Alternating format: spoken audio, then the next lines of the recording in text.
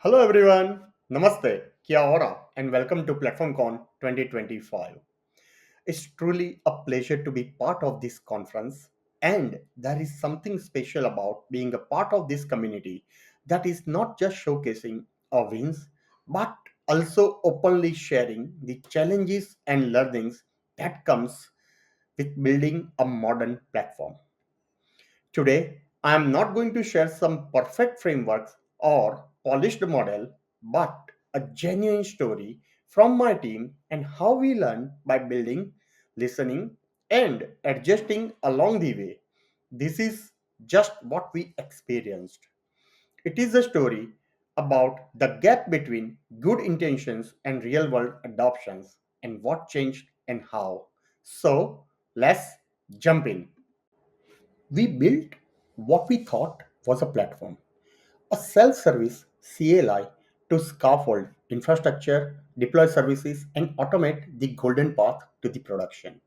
It looked right, it ticked all the boxes. But then something started to feel off. Engineers weren't using it. We shipped the CLI and they shipped workaround.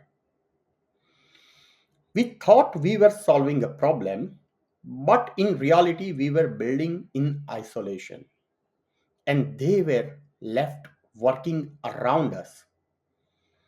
So let's see that what changed when we stopped assuming and started listening and how.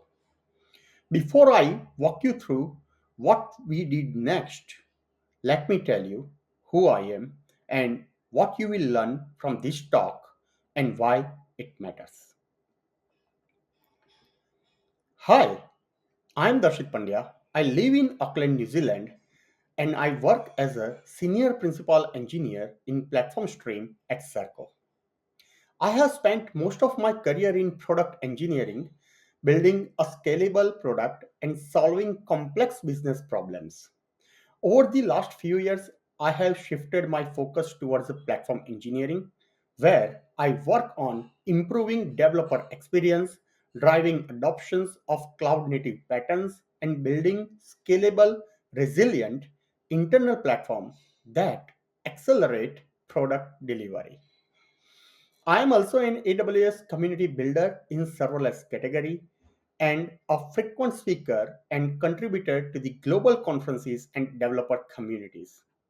I co-organize several tech communities, including AWS Serverless Night Meetup here in Auckland, Serverless Days Conference across Australia and New Zealand, AWS Community Day New Zealand, and most recently, I have launched the Platform Engineering New Zealand community, where we bring engineers together to share the ideas, challenges, and solution in the platform space. So, now that you know who I am, let me tell you what this talk is really about and why it matters. You won't see a playbook here, no shiny platform screenshots, no perfect architecture diagrams. But what I'm going to share is a real story of what we built, where we missed the mark, and how we started changing the things. Not with big rebuild, but with small, meaningful shift based on a real feedback. Because building a platform is one thing, getting developers to want it is something entirely different. And this matters because right now a lot of us are building internal platforms. Some of us are struggling with an adoption. Some of us are hearing silence from engineers and wondering, is this actually landing? This is a story won't give you all the answer but might help you to ask the right questions. The platform wasn't born out of theory. It was built in a response to something real. Let's rewind a bit. New teams, new services, and that came with chaos. People onboarded in a different ways. Some skipped key steps, others hard coded the things. We were losing consistency and velocity was becoming a dangerous. So platform stream team built a CLI, a self-service tool chain to scaffold a service, wire up CI/CD, enforce production readiness, and get engineers moving quickly but safely. The idea was to reduce the friction and help teams to move fast without cutting the corners. And we didn't stop at the setup. We backed in the production readiness, dashboard, taggings, guardrails, and the goal was to make sure everything shipped was safe, scalable, and aligned with our standards. It made all sense on paper. But then came reality check because even with all of these things in place, something wasn't clicking. It worked technically, but what we saw next showed us that working for developers aren't the same thing. It was built, but it wasn't beloved.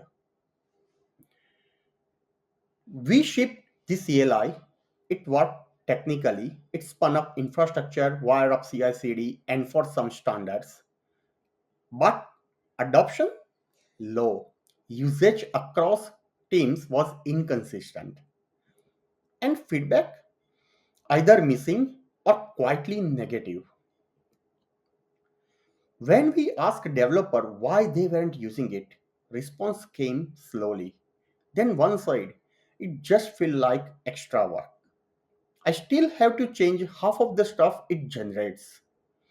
Others told us that documents didn't match what was actually being created.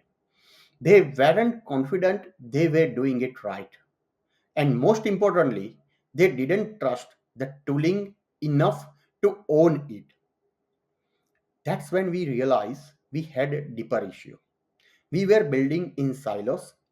The platform team was doing a good work, but disconnected from the real developer experience. And that's when we made a choice. Instead of pushing harder, we paused and ran an experiment. So we started listening. We launched an internal engineering experience survey and began collecting real, unfiltered feedback. We decided to stop guessing. Instead, we started asking. We launched a structured engineering experience survey across the board. It is not just another survey, but this survey is based on hierarchy of engineering needs called HOEN need, and it levels like hierarchy of engineering needs has a different levels. The goal was simple: listen, not defend. We asked question like, how confident are you using this platform tooling? Where do you feel blocked? What feels like a friction when you ship these services? And we left a space for open feedback, not rating a scale, just tell us what's broken. The response was candid, frustrated, in some cases eye opening. We found it wasn't just dissatisfaction, it was lack of trust. Engineers felt like the platform didn't reflect and how they actually worked.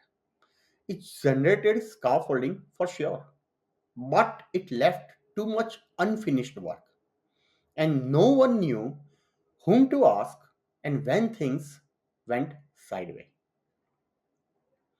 This experiment didn't just give us a feedback, it exposed our blind spots. Once we had this raw feedback, we did what product engineering teams do best. We mapped the journey, identified the pain points, and prioritized its fixes. Once we had raw feedback, we visualize a full developer journey from spinning up a service to deploy it to production. At each step, we ask, where is friction showing up? What's showing them, what's slowing them down? What's causing confusion or extra effort? We show issues right from the beginning. Too many CLI flags, post generation manual edits, lack of confidence in a test and alerts, lack of observability and its visibility, and finally, production readiness felt ambiguous. This map become our guide, not just to fix the things, but to understand how developers actually experiencing the platform. It wasn't just bugs, these were a blocker to trust. So instead of planning big version 2, we zoomed in on those friction points and began iterating one knot at a time. What we did was we didn't go back into the CLI repo and try to rebuild the whole thing. We knew the CLI wasn't the only problem, and it wasn't something we could fix in isolation. Instead, we looked at a friction and asked, who can help to solve this? For some parts, we partner with our product team, especially around CI/CD integration.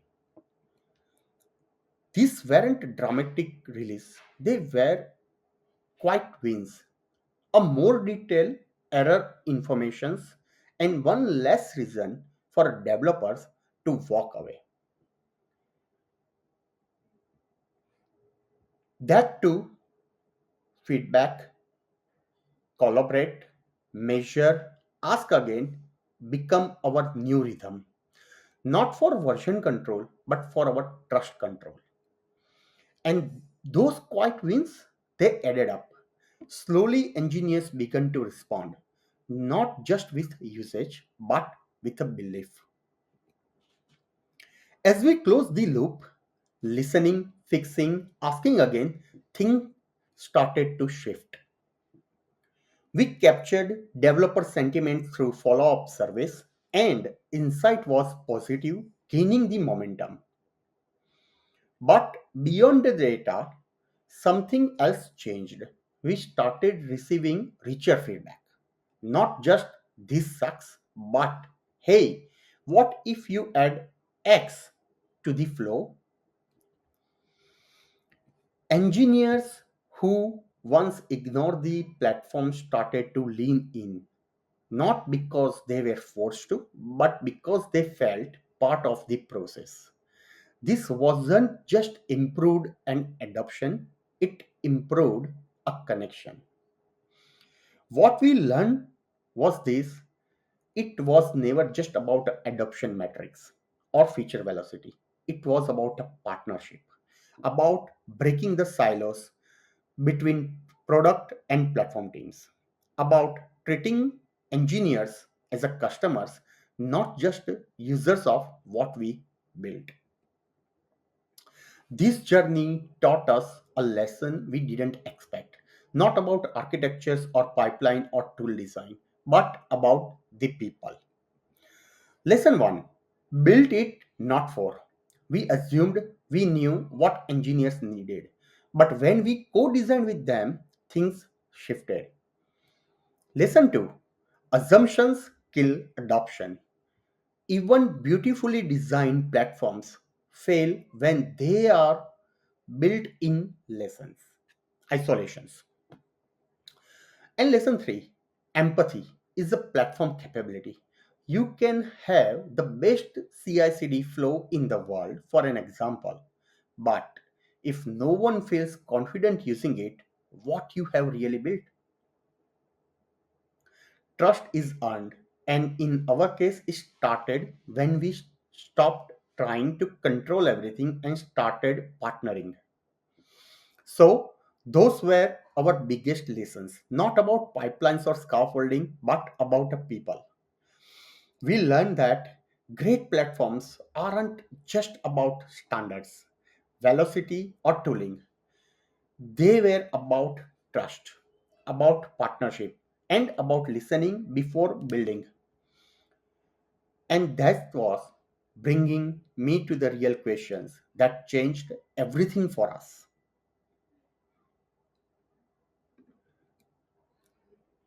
So, I am not here to give you a 10 steps guide for platform adoption, or I am not here to say do what we did.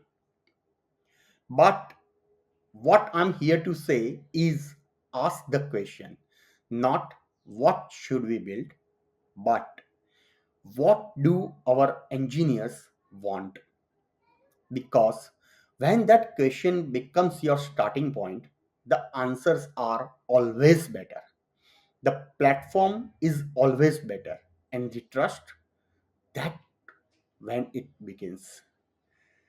That's where our story started to change, and maybe that's where yours can too. And if you are wondering how to start, don't worry. You don't need a plan. You just need an experiment. Start with your hierarchy of engineering needs and run the experiments and surveys. You don't need a framework.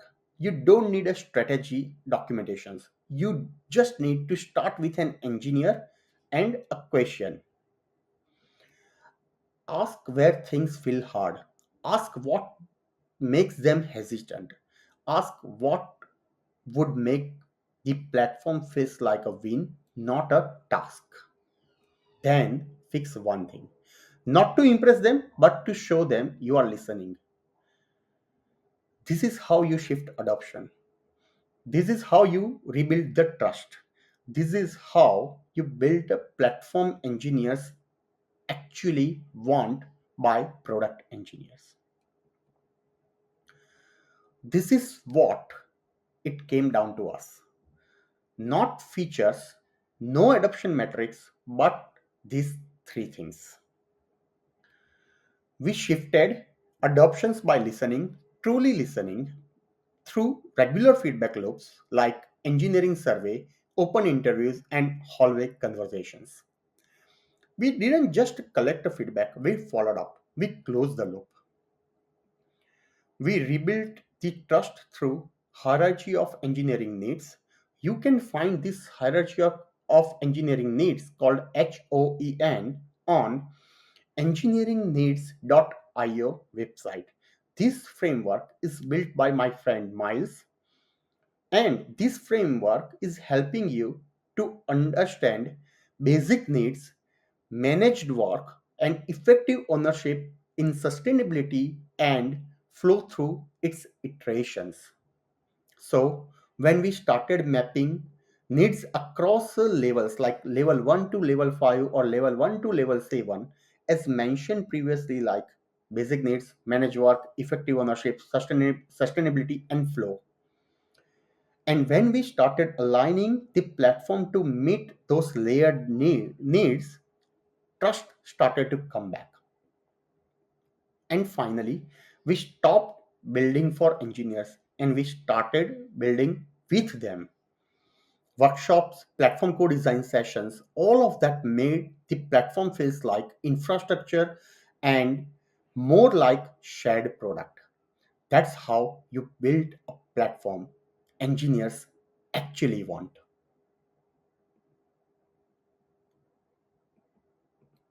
Thank you so much for watching and for being a part of these conversations on platform engineering. If anything resonate with you, or if you are curious to dive deeper into what we tried and what when we failed or what we learned, I had loved to connect. You can find me on LinkedIn or follow me on X, previously Twitter, or read me on my LinkedIn post.